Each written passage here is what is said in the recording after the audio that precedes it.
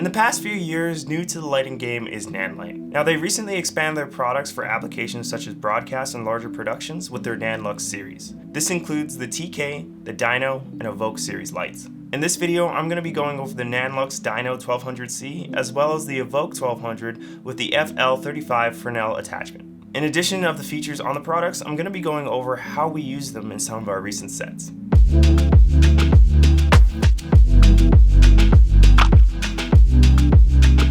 What I'd like to start off with is that these lights are not your average lights. These are massive and heavy lights that are again used for broadcast and larger productions that require flight cases for transportation and storage. With that being said, the first light we're going to look at is the DYNO 1200C. Now this is a soft panel fixture with a rated output of 1200 watts of power. It has a CRI rating of 95 and an output of 5596 lux. The panel offers an ultra-wide 160-degree beam angle and included barn doors to shape the light. It has a footprint of 40 inches wide, 6.8 inches deep, and a height of 36 inches, and weighs a massive 57.8 pounds or 26.2 kilograms.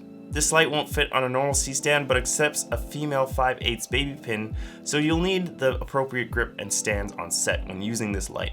This light offers multiple modes including CCT, HSI, RGBW, preset gels, XY color modes, as well as a library of onboard effects with the ability to dim from 0 to 100% in 0.1% increments.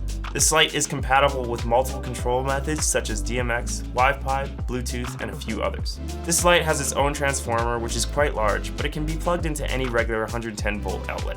With the basic information covered on the DYNO, the next light we're going to look at is the Evoke 1200. This light is a spotlight fixture with a power output of 1200 watts. This is a fixed temperature light of 5600 Kelvin and offers a CRI rating of 96. Dimming options are 0 to 100% in 0.1% increments, with a library of effects as well similar seen in the DYNO as well as any other LED lights on the market. This also has a large transformer, but again it can be plugged into a normal 110 volt outlet. Now the unique thing about this light is that it is an NL mount, which is different from a normal Bowens mount. NANLUX is offering their own modifiers including a Fresnel, a reflector dish, as well as some softboxes.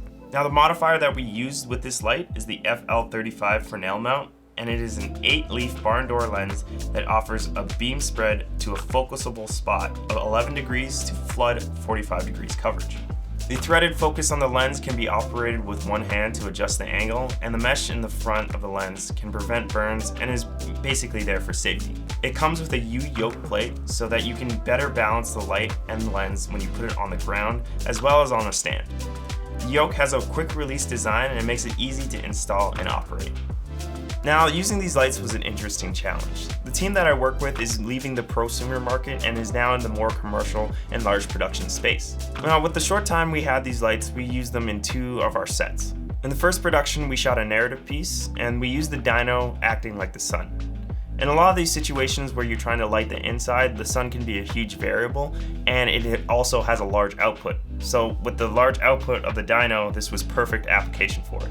We shot the DYNO through the window, shooting through a scrim as well, and the inside we hazed it a bunch just to give that really natural look in terms of the whole feel of the narrative piece.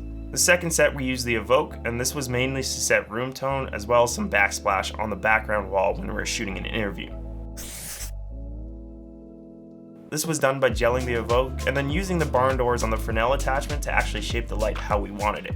Although the full output of both lights wasn't utilized on each set, it's just a very nice option to have.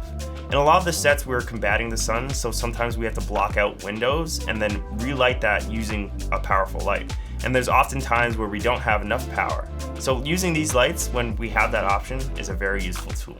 The build quality on both lights was pretty amazing, with an all-metal construction and small plastic parts just on the corners to knock down the sharp edges. A few warnings with these lights, the first being that these lights are pretty heavy, so when installing them on stands or in any other fixtures, that it's a 2-person operation, as well as that you have the necessary safety measures in place. The second being that these lights generate a lot of heat, so when operating them, you can easily burn through gels or silk material, which can be a fire hazard, as well as being left on for a long period of time that you might easily burn your hand. So grip gloves or any type of gloves when handling them is a must. That's it for me. I'd just like to thank the sponsor of this video, VizTech, as they let us use these lights on some of our recent productions. If you have any questions, let me know in the comments below, or head over to VizTech's website where they have all the information about these lights. Thanks for watching, and subscribe for more.